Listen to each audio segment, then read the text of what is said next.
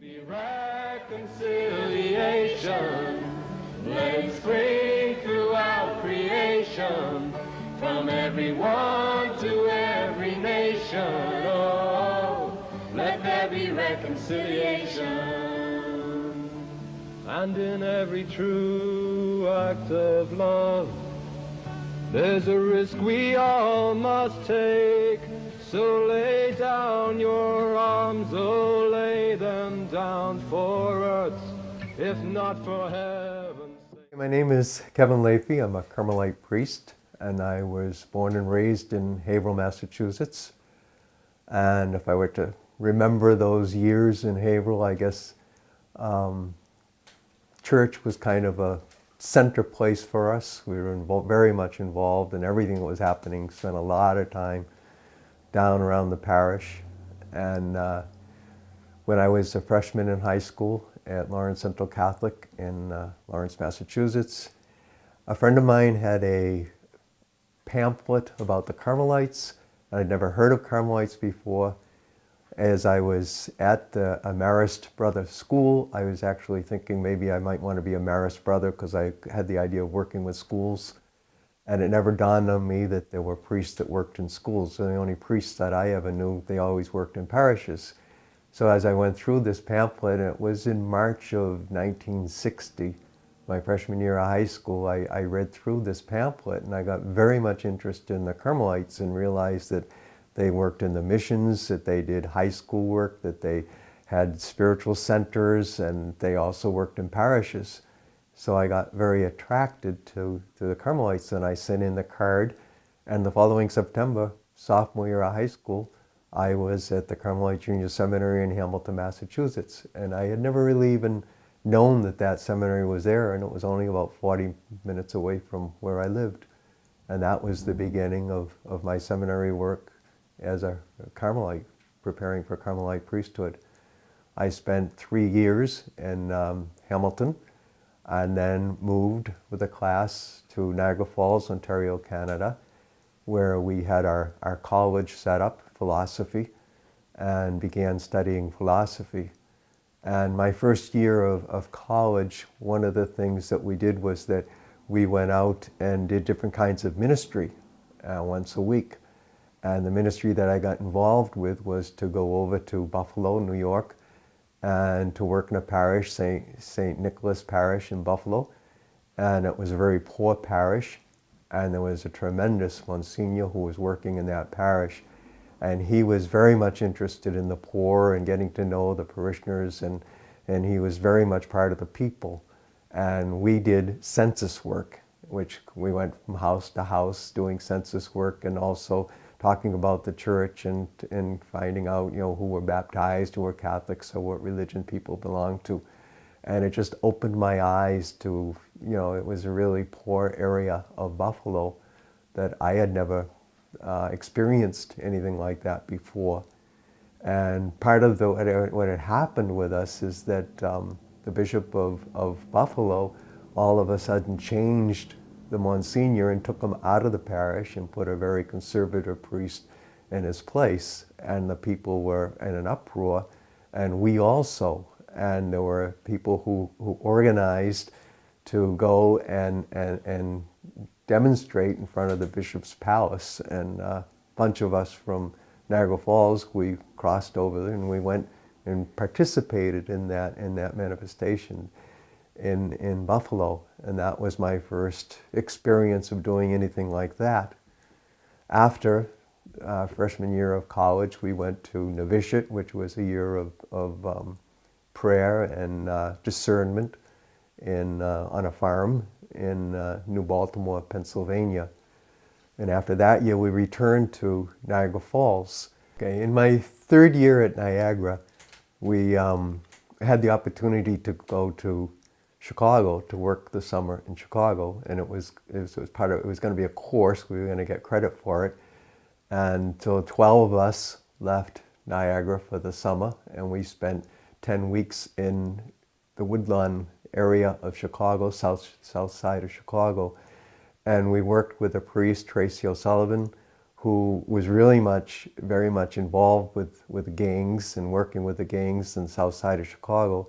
And we worked with the Woodlawn organization, and part of that was they were very much interested in the problems that were happening with all of the buildings and the apartments and the absentee landlords. And we would go on Sundays with pickets and everything, and a whole bunch of us would go out to these houses in the suburbs where they lived and would picket in front of the houses about the horrible conditions of the housing that they owned in the south side of Chicago. And also had a vision and a view of the tremendous poverty in that area of the city and the horrible gang violence that was going on. So it was another whole experience for me. And I guess one of the biggest experiences for me in those 3 years was that when I was in my 4th year of college, we had a tremendous fire, and a whole section of our seminary was burned to the ground.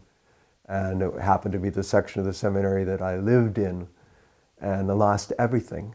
And actually that fire had a tremendous change for all of us. It was kind of a freeing experience in a way. Losing all of it, what you have ended up being kind of freeing. And also because we had lost a lot of our Latin books, and that was the end of the prayer in Latin, and many of us had lost habits because we used to wear the habits, and so we didn't wear habits anymore. And then actually the whole college program was moved to Marquette University, which I never went to Marquette, but those who did, that was a whole freeing and opening experience for them. Also because of the fire, the first few days after the fire, we spent in different families, and we had never really gotten out and gotten really to know many people in Niagara Falls. And that was a whole opening experience for all of us. In the second half of my last year of college, they asked us if we were interested in going out and doing ministry. And I had decided that yes, I would. And out of the blue, I was assigned to a Carmelite high school in Encino, California, and went out to California, which was another whole experience. It was 1968, 69 was the year that I spent out there. And that opened up a lot of things for me. When that year was finished, I went back to Washington, D.C. to study theology. I was in Washington for 3 years. And there was a whole different spirit in our Carmelite house in Washington, D.C. And part of that was being very much involved in social issues. And of course, that was the time, it was 69, 70, 71, 72. It was a time of Vietnam, and there were a lot of unrest in the country, and got very much involved in working for peace, working against the war. Demonstrations were taking place, and a lot of us in the house were participating in those demonstrations. And my second year in Washington, we heard about a demonstration that was going to be all priests and seminarians and pastors, Protestant, Catholic, were organizing a manifestation. We were going to pray in front of the White House. It was Holy Week, and it was going to be a week of prayer, a week of fasting. And that Monday of Holy Week, there were about 80 or 90 of us went down, and we knelt in front of the White House, and we prayed, and we were arrested, and many of us went to jail, refusing to pay the $10 that would have freed us, and spent Holy Week in jail, which was another whole experience. We often said we went in with one cause and came out with two causes, because of the whole prison system in Washington. It was awful, the conditions that we were in those 5 days. They finally released us on Good Friday, and all of us got together again on Easter Sunday morning to break our fast. But that was, we just got very much involved in all kinds of things that were going on in Washington. At the time I was being voted on to be for diaconate, and there had been another priest, a young priest who had already been ordained and was in Washington very much involved in the social issues, and he left the priesthood. And that was just before they were going to vote on me to be a deacon or not. And there was problems going on. They would talk to me about this problem that probably I really probably shouldn't go on, because they were worried about this other priest that was involved, and he left the priesthood, and should I really be ordained a deacon or not? Anyway, I made it through the votation, and I was ordained a deacon.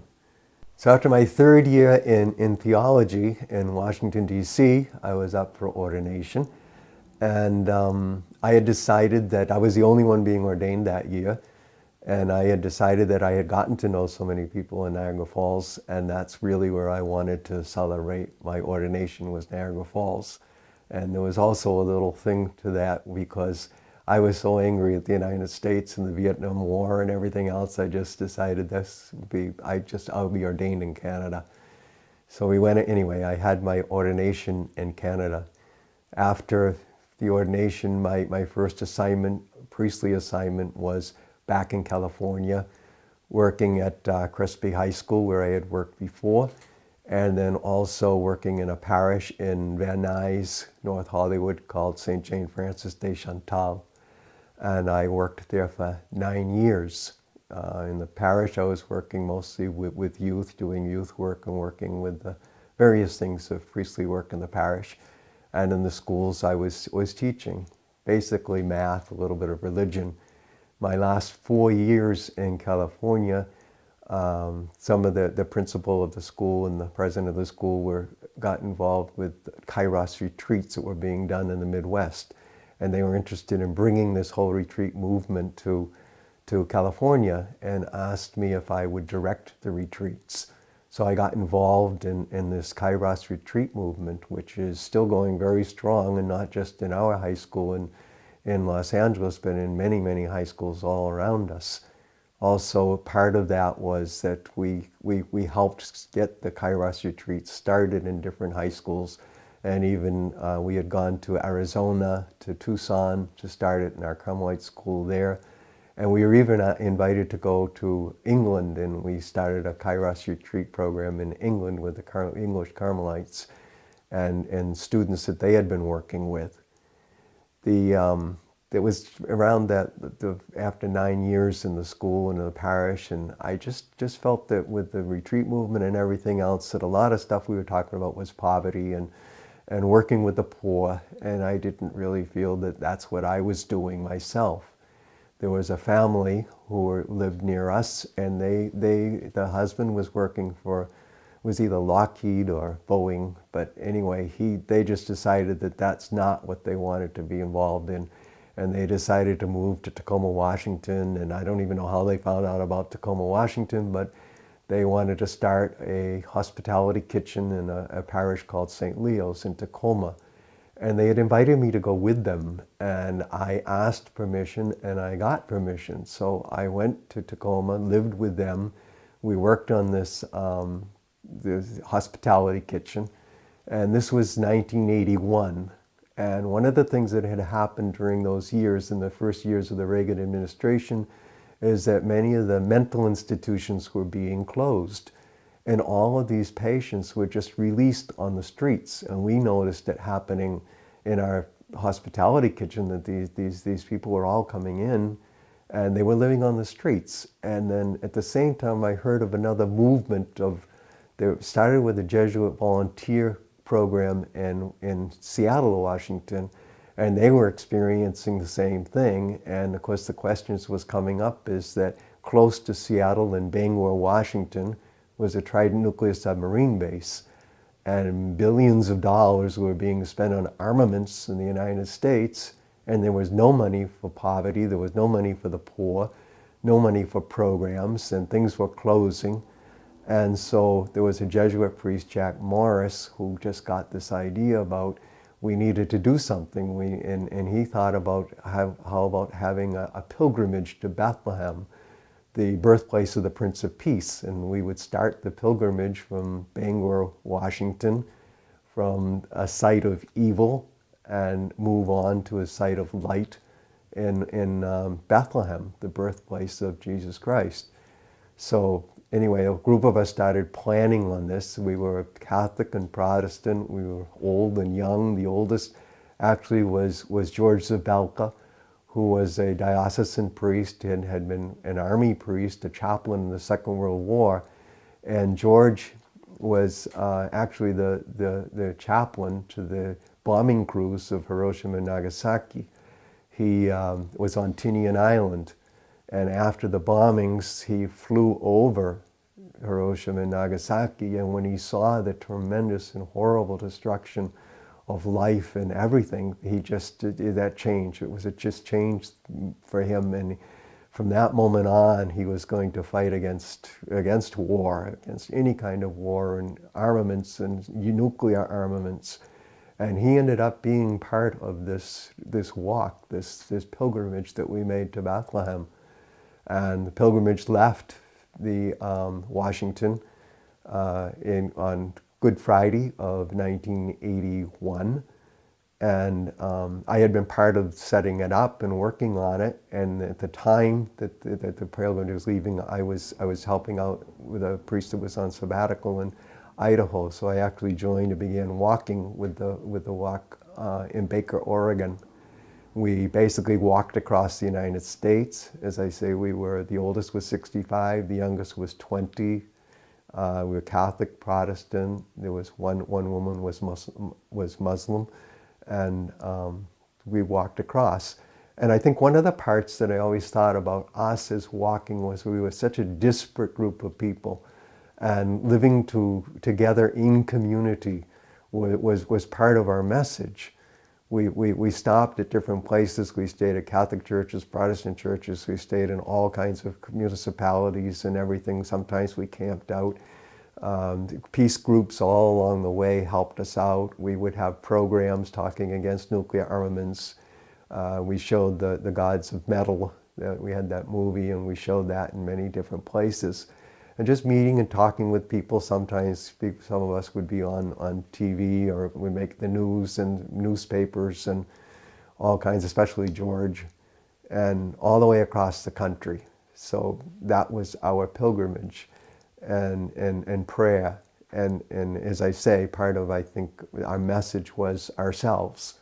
That it was not easy for us. It was hard. If you want to know somebody, I think you should travel with people and really get to know people. And once a week we would have a sharing meeting where we could just share our feelings. Once a week we would have a meeting setting up the our route and different questions on that. Business meeting, we called it. And anyway, we continued across the United States. We arrived in Washington, D.C. in November of 1982. And we, just in time for the bishops of the United States were gathering together to issue their peace letter. And we were part of that whole thing in Washington, D.C. We had planned that we would begin again in south part of Ireland and walk through Europe on the way to Bethlehem, but there was a break, about a 4-month break, and we didn't start walking in Europe until March of 1983. So during that time, some people stayed in Philadelphia, went to Philadelphia and did a lot of planning. I went to Lafayette, Oregon, to a Trappist monastery and spent 3 months living with the Trappist monks and who were very much supportive of what we were doing. And there was even one monk that was kind of interesting and discerning. He never went with us, but he was discerning about going and getting permission to walk with us.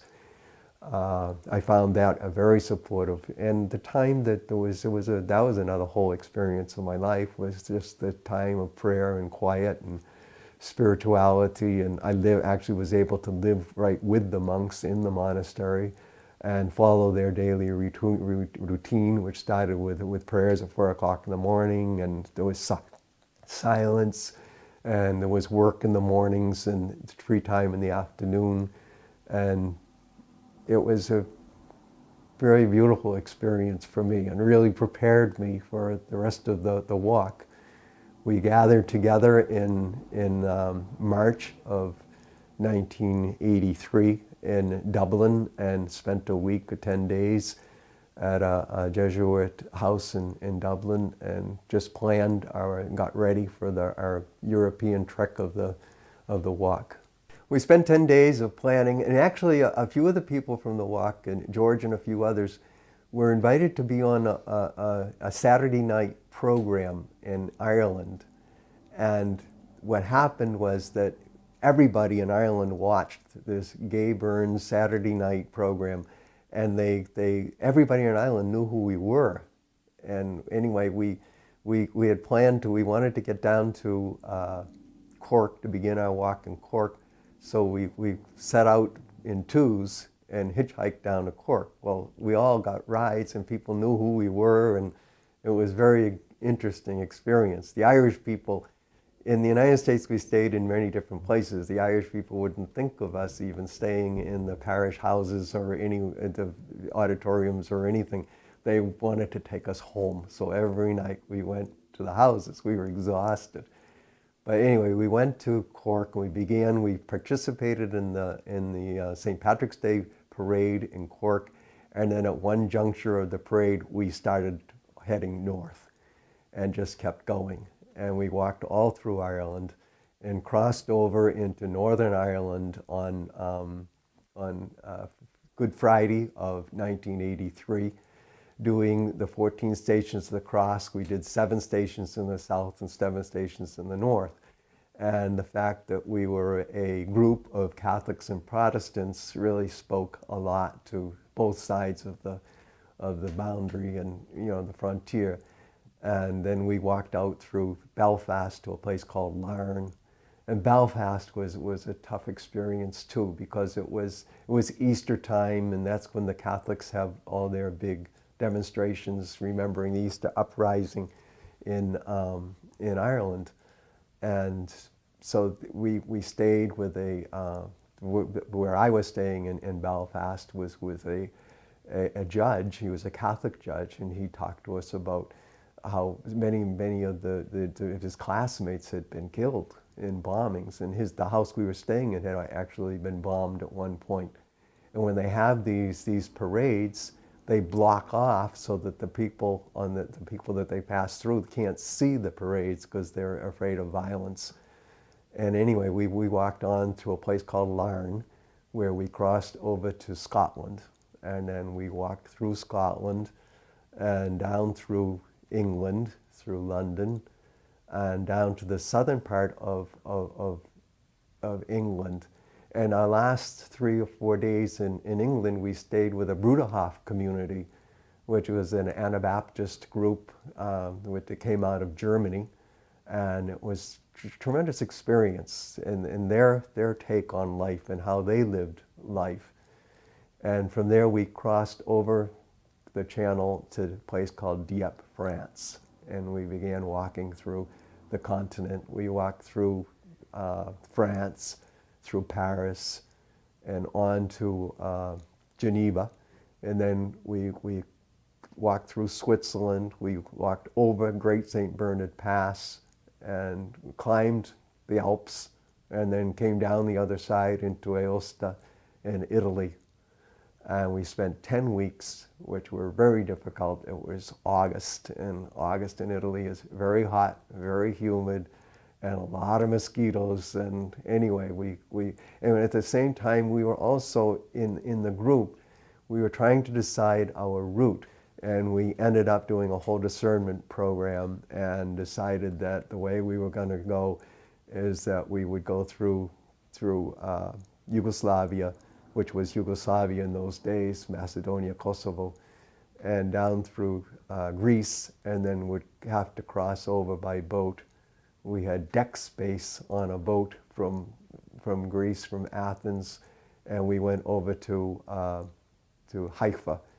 And the problem that we had at that point was that Bukta Geyser, who was a Muslim woman who had walked with us, she was from Iran, and she was not allowed into the Holy Land.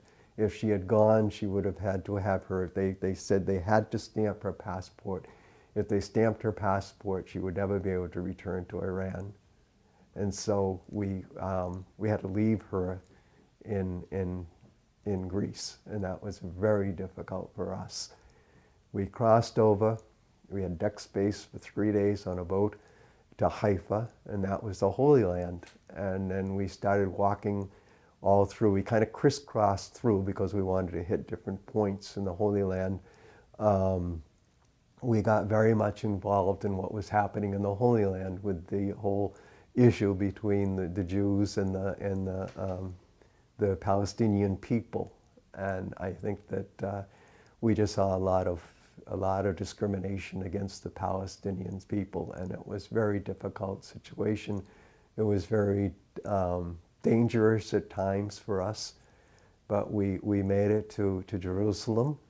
And different times all along the walk, other people came out and walked with us. So sometimes there would be 100 people, 200 people walking with us. We were basically a group of 22, but at times we called them guest walkers, would stay with us for a couple of weeks or a couple of months. We had a group of Japanese sisters who had known George Zabelka in Japan, and they walked with us at various times during the walk. We got to Jerusalem just before Christmas of '83. And Christmas Eve of '83, there were a couple hundred people came out and walked with us the last 12 kilometers, I think it was, between Jerusalem and Bethlehem. And we decided that we wanted to we wouldn't walk to Manger Square. There would be all kinds of people there Christmas Eve. But we walked to a shepherd's, actually they have different shepherd's fields. We went to the Protestant shepherd's field, and we had a whole night in prayer and vigil. And then early in the morning, when Manger Square was just empty by then, we walked into Manger Square as a group. And it was a tremendous experience for all of us. After 18 months of walking, I think it was something like 6,500 miles in all that we had walked together. And now we were coming to the end of our pilgrimage.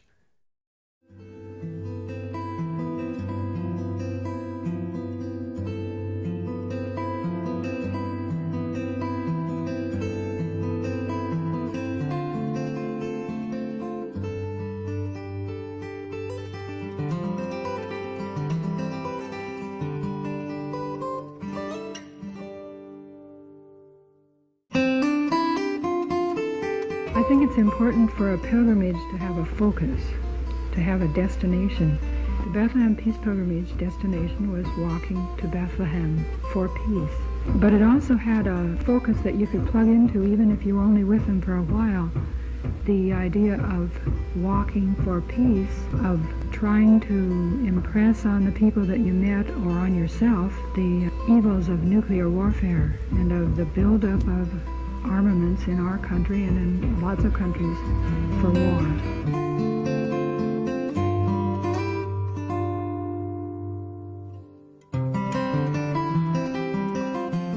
The first day of the pilgrimage was like a wedding.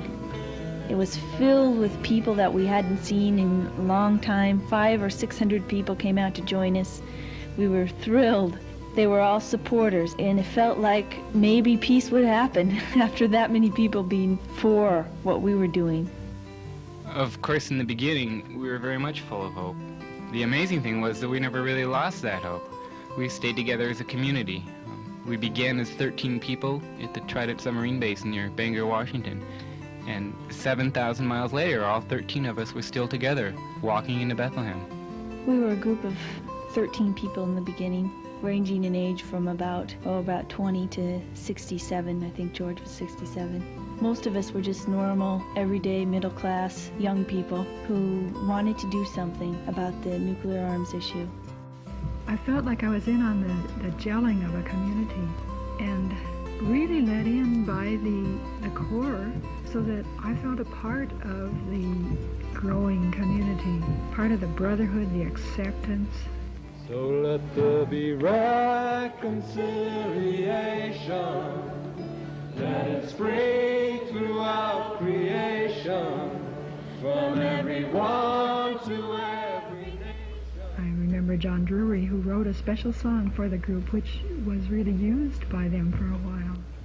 Don't let the sun go down On your anger, let the waters of life wash away your fears. The power of love is growing strong, and the touch of love will wipe away all your fears.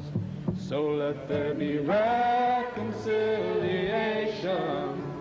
Let it spring throughout creation, from everyone to every nation. Oh, let there be reconciliation. So raise up your hearts, so raise them up, for he died that we might live. Oh, lay down your arms, oh, lay them down, for he died that we might live. You know he died that we might live. And let there be reconciliation.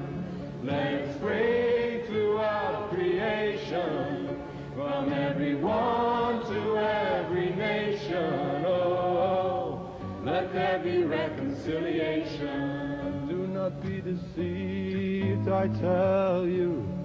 To plot the death of life is sin, for a tear appears already in my good Lord's eye, as he prepares to gather his to him. So let there be reconciliation. Let it spring throughout creation, from everyone to every nation. I wish the hell would start going downhill instead of going up all the time. Okay, and then from Hoopville... Oh, no, wait a minute. There's another branch in the road right here. Who thinks we're lost? I think we're lost. I used to tell people that we were going to make it to Bethlehem in spite of ourselves, and that's really true, you know. You learn a lot on a trip like this about being fully human. We all make mistakes, and we all get lost, we all bitch and complain. But by understanding how small we really are, with the help of one's faith and one's community, incredible things are possible. You can even walk to Bethlehem. There's something about the physical energy that's used and the burning up of energy every day, so that you come out clean. You come out each day used up, kind of, in physical ways and in spiritual ways, through having a chance to really pray, to really walk and do prayer. Maybe it was the Jesus prayer that you could say in step with your rhythm as you went. It seemed so natural, when we'd sit down for lunch on the walk, to be talking. Or I remember too that Eastern Rite priest who joined us and taught us the Jesus prayer, and then had a special mass for us out in the woods one night. All those things seemed so natural and so rhythmic that we would walk, and it was hard walking, a lot of energy used up, but then the relaxing was very total too. You slept well after you'd spent 20 miles on the road. One of the people who impressed me most on the walk was Father George Zabelka. He's a Catholic priest who's 67 years old, and here he is walking to Bethlehem. More than that, he was the Catholic chaplain to the men who dropped the atomic bombs on Hiroshima and Nagasaki. It was very interesting meeting him, because following World War II, he became a committed pacifist. He's very articulate about the evils of nuclear war. I feel strongly now, as a Catholic priest, that I should have been more shocked at the indiscriminate killings that I was able to be a party to, not only in the atomic bombing of Hiroshima and Nagasaki, but also the firebombing that was going on by hundreds of planes over Tokyo and other Japanese cities.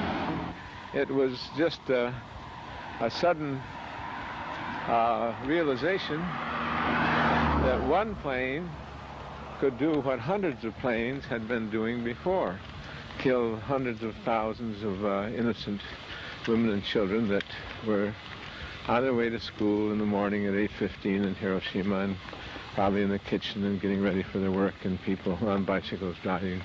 And suddenly, in one instant, this horrible thing of just wiping out 80,000 to 100,000 people in one city. It dawned on me that for thousands of years, people would go off to war. They'd leave their families, their loved ones, their jobs. With our pilgrimage, we were doing the same thing. Many of us left families and loved ones, but maybe we were going off to peace. It doesn't cost quite as much to go off to peace as it does to go off to war. Of course, one of your most expensive articles is your shoes. It took me 2 pairs of sandals to walk the entire 7,000-mile distance to Bethlehem. Outside of that, our community had an old pickup truck that we hauled most of our gear, and we took turns driving that truck. You have to be able to put up with simple food, like lentil soup and peanut butter sandwiches 7 days a week. And you have to be able to stay in unusual places, such as fire stations, closed restaurants, church basements, or just out under the stars at night.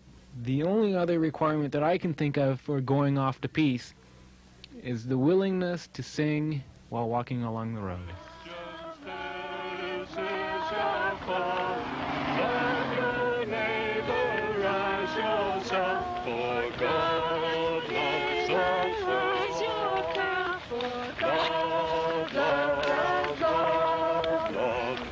Christian, this is your call.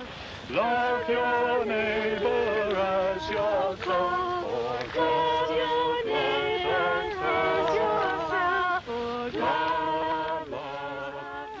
We couldn't have done the pilgrimage without all of the great support we had from people in small, little, tiny towns in the poorer countries where they came out in droves with torchlight parades and all kinds of signs saying, we're for peace, we're behind you, we don't want these nuclear weapons anymore either, and we are so glad that somebody is doing something about this.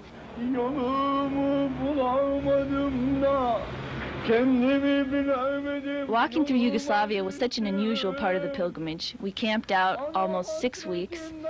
We stayed in a couple of hotels because we were so grungy from being gypsies. But we loved the people there, and they loved us. They were communists. They weren't used to having people from another country walk through their country. The people were poor. They were generous. They invited us in off the streets for coffee or a little brandy or whatever they had, and they loved us. We always began our day in a circle. It was a time to get together as a community to share prayer and to share common concerns as well as directions for the day. And it was our prayer life that became very, very rich, especially after we'd been walking for over a year and we were in Europe. All of a sudden, we weren't just a community of Americans. There were people from many different countries. There were people from France. We had guests from Germany. There were people from Japan. And what that brought was a lot of different sorts of traditions of prayer. And we also had people of different faiths walk with us, which was really exciting because it was like we had a Muslim woman. We had Buddhist people who were with us. And what that did is it made the experience fuller. It really brought us together as a worldwide community who wanted to do something for peace. The blessing of the Lord be upon you. We bless you in the name of the Lord. Another form of prayer to our community was the blessing that we sang to people who had walked with us. It was our way of wishing them well and thanking them for sharing our journey with us. Many people wondered where the idea of a walk to Bethlehem came from. It was the idea of one man, a Catholic priest, Father Jack Morris. As a priest, I was feeling responsibility because of the young people that are into the peace movement and looking for some sort of sign and direction and guidance and platform for dialogue within church structures. But the whole thing didn't click and come together until I was reading an interview with Father George Zabelka in the Sojourner magazine.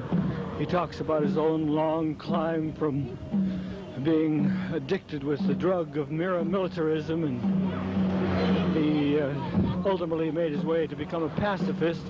And he said that the only way that we're going to stop this mess would be to pray for our enemies until they became like ourselves, and that if the world's churches took responsibility and condemned all war and everything connected with it. And it was then that I had this surge of energy, and I said out loud, I'm going to walk to Bethlehem.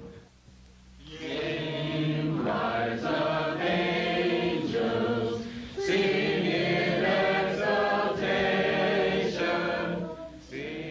Finally, we were in Jerusalem, and Bethlehem was only a short walk away. I remember our final steps and the people from so many countries who had come to walk the final distance with us. I was suddenly very tired, yet very full of hope, for I knew that one journey was ending and another journey was about to begin. And in the morning, the sun came up over the hill, and we thought, now this is where Christ lived, the Christ that figured out that peace would be possible if we could love our enemies.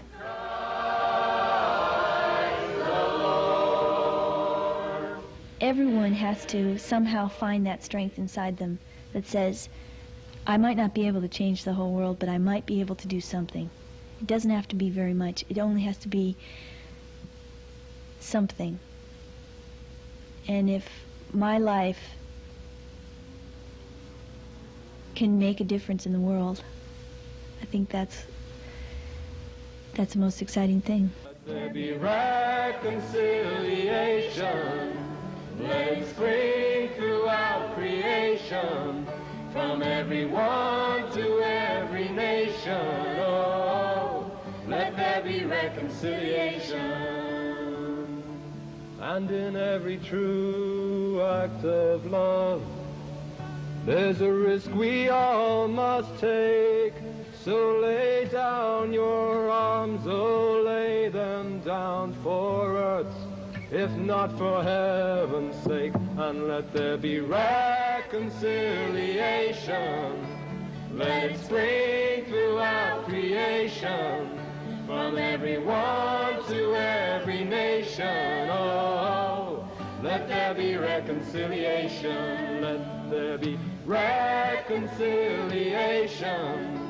Let it spring throughout creation, from everyone to every nation. Oh, let there be reconciliation. At that point, I wasn't sure in my own life where I was heading, and one of the walkers came and said they're looking for volunteers at a hospital for dying Jewish patients. Actually, it was a Catholic hospital in Jerusalem, just outside the old city. And I wasn't sure where I was going or what I was doing, and I volunteered for 3 months just to work at the hospital. They didn't know I was a priest. I just worked in the hospital the way other volunteers were working. And I spent 3 months there. At that time, I had found out that I had been accepted for a program, the Carmelite program, in Rome. So after my time in Jerusalem, I went back through Europe and went to Rome for a 3-month program in Rome for any Carmelites priests who had been ordained more than 12 years, kind of a brush-up course or whatever, in Carmelite history and spirituality. And part of that course actually was going back to the Holy Land and visiting again, because our roots as Carmelites was Mount Carmel, just outside of Haifa in the Holy Land. And it was at that time that I was invited by the Bishop of Idaho to come to work in the parish that I had worked in before in Idaho. Actually, it was a parish where I had an uncle that was a priest in Idaho for 31 years, and he died in that parish. I was with him when he died, and I ended up going back and being administrator for that parish for 4 years. And that was, at that time, when I went back to Idaho, the interesting thing was there were a lot of migrant workers, a lot of Spanish-speaking people, a lot of Basques and people from Spain and from the Basque land. And we began a Spanish ministry. And one of the things I had to learn Spanish, I'd had it in high school, couldn't remember too much of it. So they invited me to take the Spanish at the high school. And every morning at 10 o'clock, I went over to the high school and took a Spanish class with the students. And the interesting thing was when they got to graduate, when their senior year, they got to pick whomever they wanted to do the benediction blessing at their graduation, and they had invited me to do the blessing. And it was the first time in the whole history of the Wood River High School that a non-Mormon did the blessing for the school. Anyway, it was a good experience. During the time that I was in Idaho, I had heard about Witness for Peace, and what they were doing in Nicaragua. And I decided that I wanted to be part. They were having a delegation from the northwest of the United States to go to Nicaragua with Witness for Peace. And I signed up to go, and we all ended up meeting in Mexico City for a training session before we went. And then we went down to Managua, and we went north to a town of San Juan de Limay and spent 10 days there. And the idea was, one of the ideas was to learn more about the situation in Nicaragua and the whole situation with the Contra. And then the other side of it was that we would have these experiences and talk with people, and it was kind of reverse mission. We would have the opportunity we would go back to our towns and villages and come back to the United States and share what we had experienced down there. And my experience was incredible. It was a strong experience of people who were really trying to live in a democracy, and they were being attacked basically by the United States through the Contra. And one of the other things that really struck out in my mind is that one of the days while we were in San Juan de Limay, that we had gone out with this group of people who were going out there were nurses and medical people who were going out and they were inoculating the people against polio. And on that trip, we just learned that after the Sandinistas took over in Nicaragua, that the Cubans sent over a whole lot of professional teachers and medical personnel to help with the medical from their own experience in Cuba, when in their revolution, a lot of the professional people had left Cuba. A lot of the doctors had left Cuba, medical people, a lot of the professors and educational people had left Cuba and gone to Miami or gone to the United States. And so they knew that was going to be happening in Nicaragua. So they sent a lot of people over there, and they spent their time teaching alphabetization programs for the people, and also inoculations and medical help for the people. And the thing that really struck me was that meanwhile, Cuba is sending over professors and education people and medical people. Meanwhile, the United States was sending guns and Contra against the government in Nicaragua, and it was really sad. And we had met people who had lost relatives from the Contra, and we had seen places where they had been attacked and bombed. And anyway, I went back to Idaho, and in the following year with another organization, I signed up and went back to Nicaragua for 5 weeks and spent 5 weeks during the summer. And this time we went to a place called Esteli, and I spent time up there and time in Managua. And again, it was the same kind of situation that we would have the opportunity to talk to people and to talk to both sides of the issue, and to be able to bring back information to the United States. And at the time I was living in Haley, Idaho and Ketchum, Idaho, and there were a lot of people that were really interested in what was going on in Nicaragua, and I had the opportunity to share this information and this experience with all of them. And after 4 years in Idaho, my Carmelite leaders were kind of pushing me to come back to a Carmelite house to live in a Carmelite community. So anyway, I'd asked to go to, if probably I was interested, I would go to the missions. I didn't know too much about the missions, but had remembered that folder that I had seen before I even joined the seminary. And they had pictures of missions that we had in our province, had in South America, in Peru. So I asked to go to the missions, and then they said, well, we would like you to live in a Carmelite community in the United States for 3 years before you go off to the missions.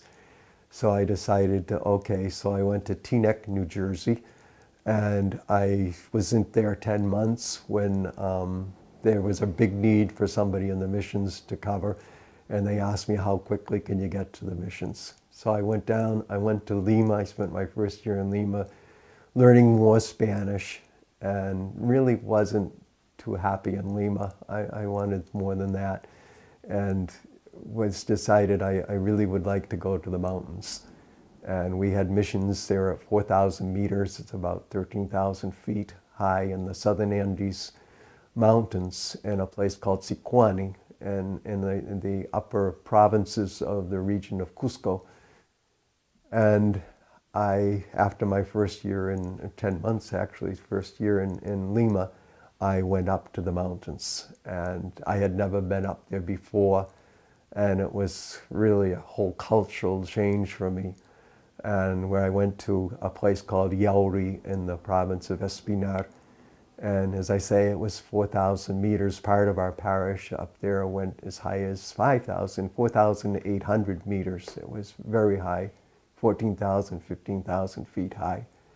But I stayed there for 14 years, and I really loved it there. And it was kind of stark when you first get there. There aren't any trees, and it's pretty stark living, very cold. And even though we're close to the equator, it was very cold. In the winters, it would get below freezing. And we didn't have heat in those days in the house. We had no telephones. There were no telephones even in the pueblo, in the city, the town where I was living. And actually, I kind of liked that. The closest telephone was about 3 or 4 hours away in Sicuani. We had a shortwave radio, and we all got on the same frequency at 7:30 at night and got any kind of information from the seat of the diocese in Sicuani.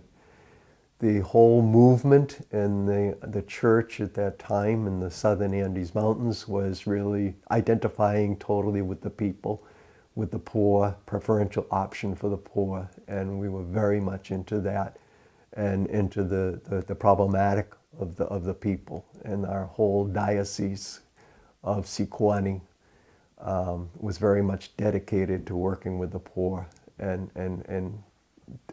just walking along with the poor.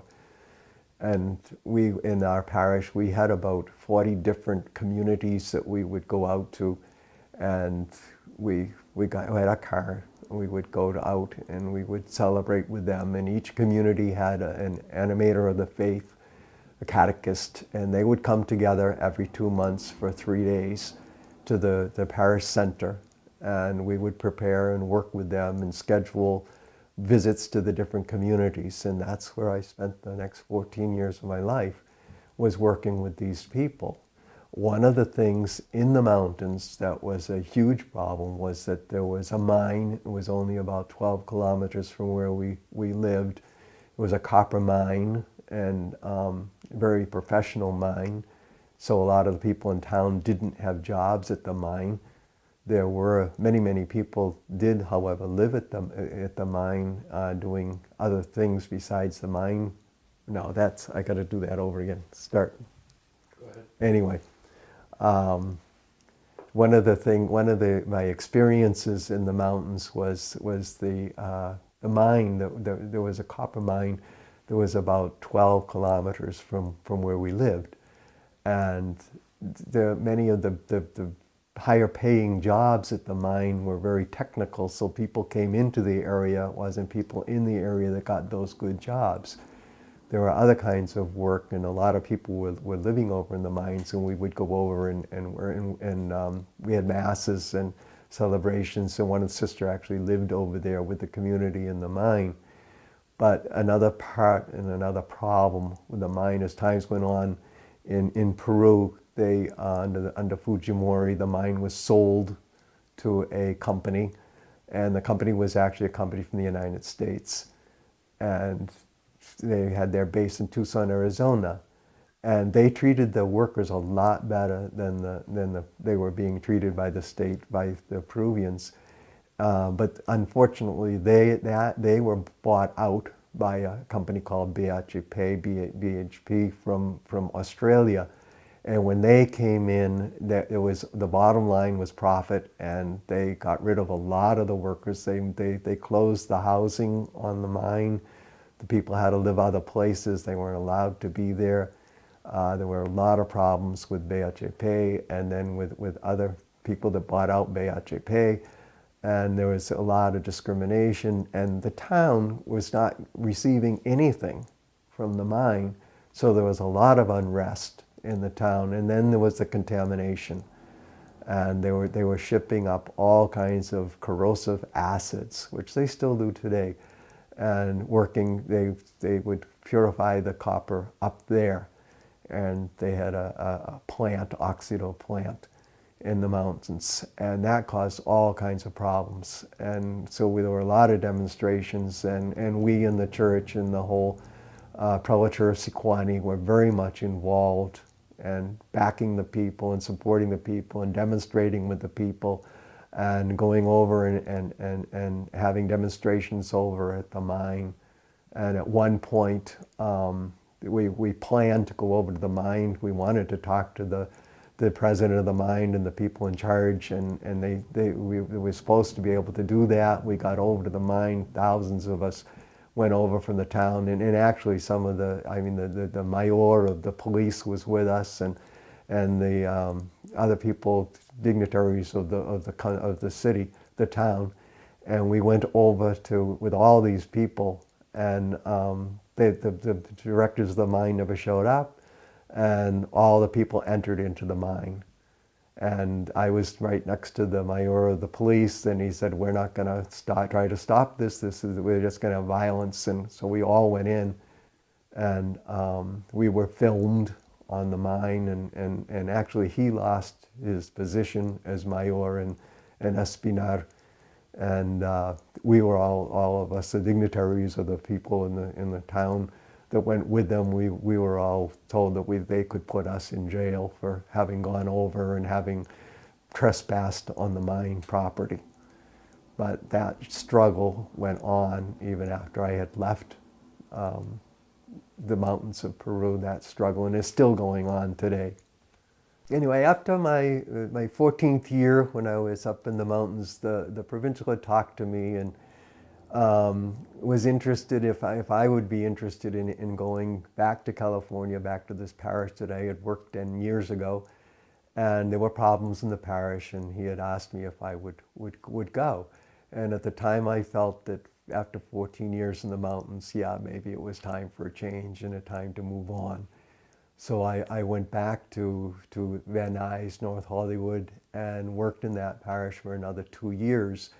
And at that time, there were a lot of Hispanics in the parish and Hispanic ministry, and it was really great working with the Hispanic ministry that was already set up in the parish and working with the people and getting to know the Hispanics.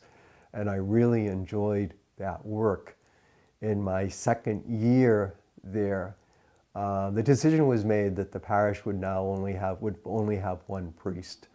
And so I saw the handwriting on the wall, and it was, I would be moving on. And at that time, I was asked to go back to Peru to work in a parish in Jose Galvez, which is south of Lima, and in the Diocese of Larín. And so I went back to Lima, and then to south of Lima, and I worked in this parish in Jose Galvez, and with Jerry Paya, who was a couple of years ahead of us in the seminary.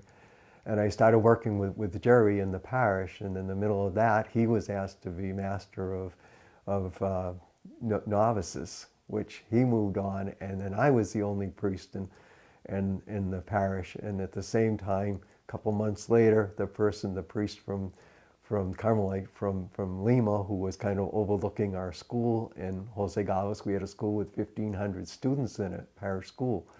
And he had been elected to a position in Rome, so he left. So then I had the school and I had the parish and all of the various things that we were involved in. What part of the parish, a really great program in the parish was a live-in program for drug addicts.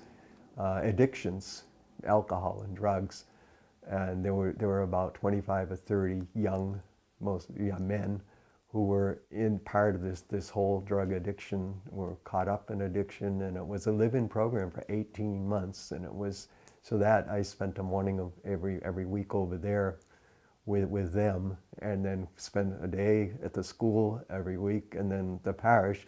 parish actually had 4 different worship centers, which made things a little complicated.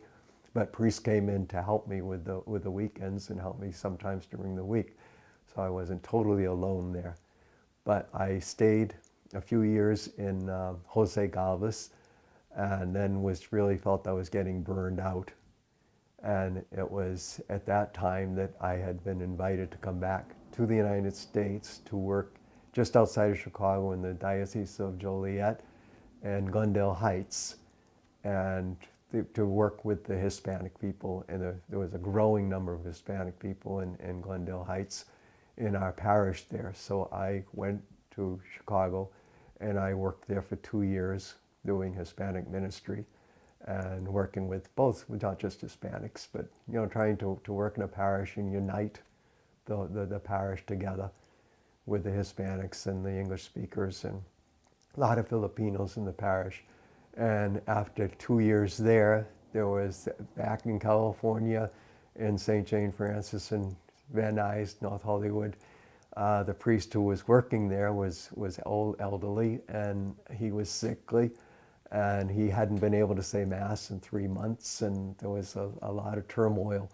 And I was asked to go out to California. So I packed up my car and drove out to California and spent the next 3 years in that parish working with the people. And out there also, there were about 30% of the parish were Filipino, about more than half of the parish were Hispanic, with a lot of Hispanics from Salvador and a lot of Hispanics from Mexico, and then Hispanics from all different kinds of countries.